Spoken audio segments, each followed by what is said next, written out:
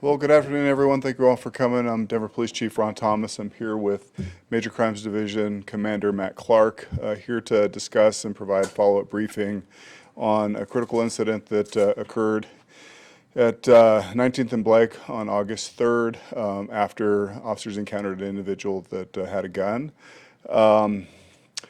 Thankfully, no one was injured or no one seriously injured as a result of this incident. But before I turn it over to Commander Clark, I really would like to flag how this incident really represents the challenge that we face in downtown Denver with people carelessly, using guns in downtown Denver, and I think the ongoing need for our continued mitigation efforts in the central business district. So, Matt. Chief, you said Blake. Is that the same thing as Market? It is, I'm sorry. Good afternoon. I'm Commander Matt Clark with the Denver Police Department's Major Crimes Division. Appreciate you being here and giving us an opportunity to provide additional information on the police officer-involved shooting that occurred Saturday, August 3rd, 2024, around 2 a.m. in the area of 19th and Market.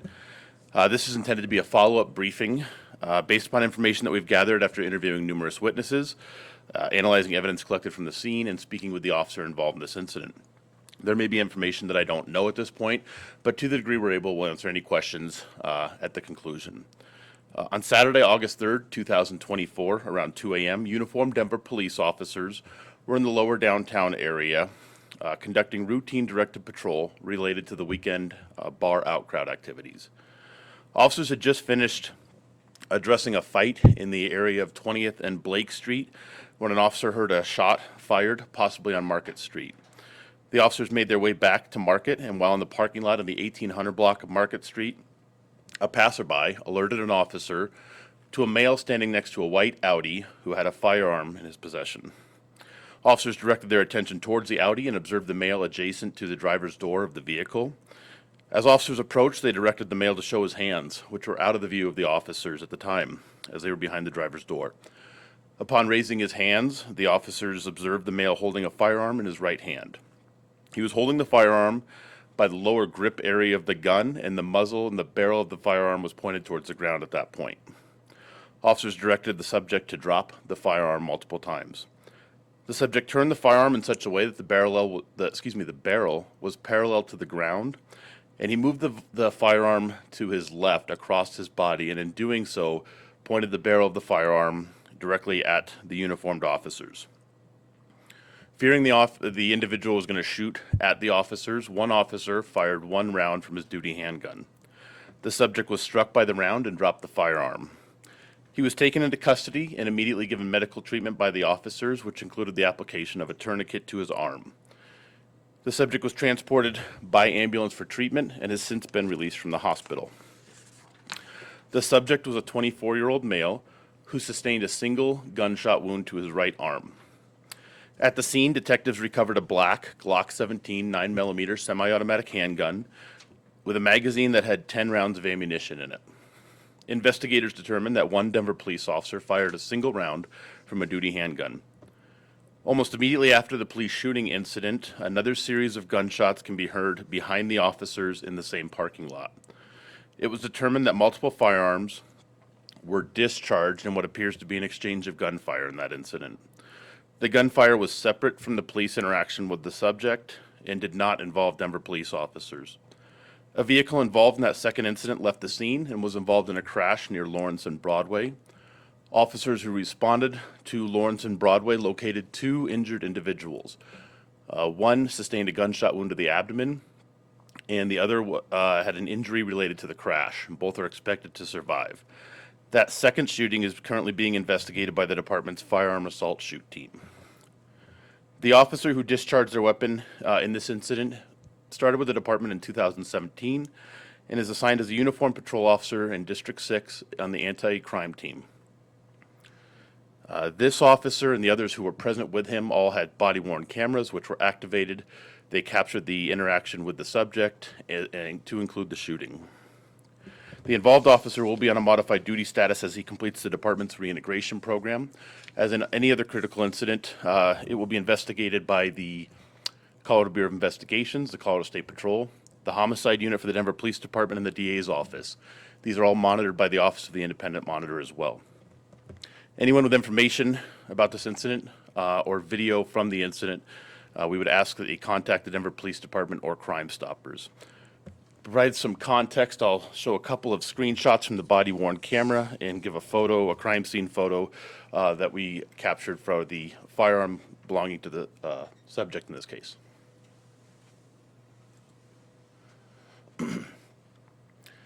This is the parking lot in the 1800 block of Market Street.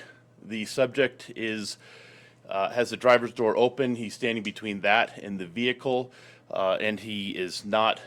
His hands are not visible to the officers. This is where they're giving him direct commands to show his hands. The subject raises his hands. Again, he's holding what appears to be the lower part of the grip of the gun, and the barrel of the gun is pointed towards the ground. The subject then, again, turned his hand, so the barrel muzzle was now pointing upwards, parallel to the ground. He brings his right arm across his body to his left, and in doing so, points the muzzle of that firearm directly at the uniformed officers. This was the firearm that was recovered at the scene that the subject possessed.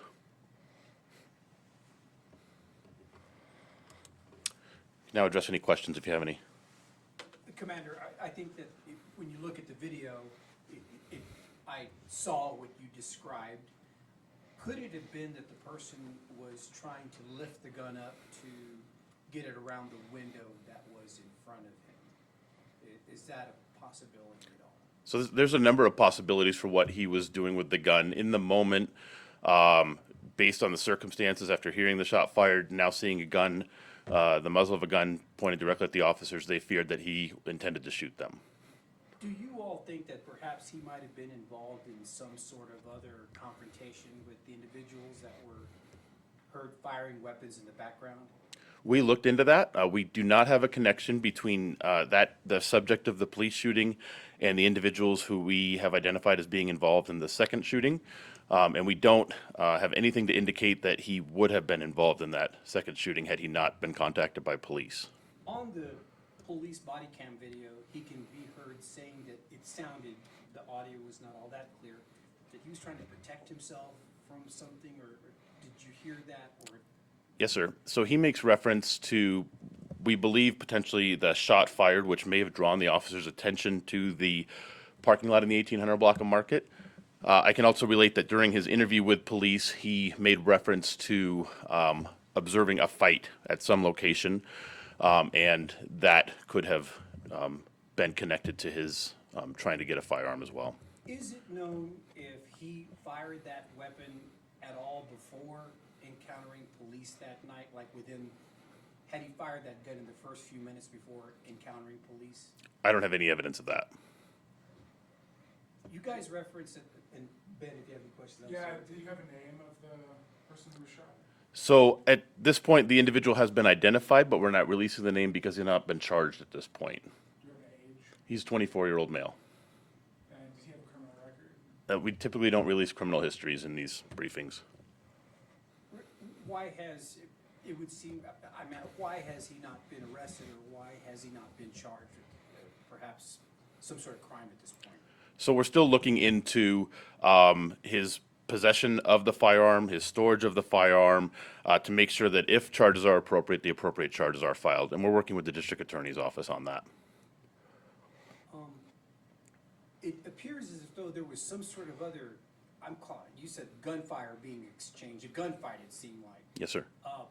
Is that what was happening? There were people firing at each other because of the individuals that you mentioned that were hurt? So we have evidence, if we're speaking specifically of the second shooting, not related to the police interaction. In that parking lot, there was a separate shooting that occurred immediately after. There were multiple guns fired it appears to be an exchange of gun to fire between probably two vehicles that were there. One vehicle fled and was involved in that crash with a parked car at Lawrence and Downing. Were any downtown cameras, did they capture any of that gunfight that took place between those cars? I'm not sure I have specific video of the gunfight, but I know we have video of the vehicles fleeing, and that helped to identify some of the participants. Were these individuals coming out of some sort of clubs from the area, or where were they coming from, or what was happening at the time? So I'm not sure where they were prior to being in the parking lot. Do you guys have any statistics regarding like the number of shootings that have taken place just right in that one area? We seem to recall going back there a couple of times now. Do you have that? And yes, thank you, Chief, at that particular spot. What can you tell us about it, Chief? So what I can tell you is that, obviously, the area has been chosen as one of our persistently violent hotspots. It was, as you remember last year, a very violent location. What we have seen is a significant reduction in violence in that location, due, I think, to some of our mitigation efforts. And so we are seeing not just reductions in violent crime throughout the city, but particularly in District 6 and the lower downtown area. And I'll swing back around with the PIO to see if we can get some statistics to add Sure. to our story. What has been happening down there since then, in addition to the mitigation, to make that area safer for the people that enjoy the nightlife there? Yeah, so as we've reported, I think in the past, there's a number of officers that are deployed down there on foot, in vehicles, engaging with the crowd, walking through parking lots, at street corners, making themselves very visible, responding to things like you will see in the video where, when individuals, come up and say that we believe that person has a gun, checking those kinds of situations out. We've also, as has been reported earlier, have moved the rideshare locations and kind of designated specific rideshare locations because we believe that the congregations that occur as a result of people, getting rideshare from those destinations causes some congestion and some concern there. We've also worked to improve lighting and also worked to restrict areas where food trucks can set up. It seems as though you're trying to disperse too large of a crowd gathering at any one point. Well, we recognize that when these crowds come out of these entertainment establishments and they congregate, that the likelihood of violence erupting is quite likely, and so we work to try to disperse those crowds as quickly as possible. And it would seem as though our efforts have been quite fruitful. Actually, we've been able to track a much faster outcrowd and reduction of large crowds. Over the weekend, it was incredibly violent. 5 people killed in Commerce City, probably the deadliest weekend they've ever seen. They said 6 people in Adams County, number of stabbings and shootings in Denver too. When I spoke with the District Attorney Brian Mason, he said the Denver area is, quote, flooded in guns. And despite all these efforts, it still seems like a major problem. I would say that yes, the tremendous number of guns in the metro area is a significant challenge, and one that we deal with every day. We have recovered a significant number of guns. I think we were setting record totals for a number of years in a row. Thankfully, this year I think we're seeing a slight reduction. I think that is due to some recent legislation, as well as I think a lot of our efforts to try to get people to be much more responsible with their weapons, and I think that those efforts will continue. It's such a chaotic scene, and watching the body-worn camera, I was confused as to what was going on at first. He's got the suspect on the ground, shot in the arm, and then there's more gunfire. He's saying, "Get down, get down." Yeah. He's trying to render aid while there's another gunfight going on. It just seems somewhat emblematic of the issues down there, that they're trying to render aid to somebody who pointed a gun at them at the same time there's another gunfight going on. Do you worry about your officers out there?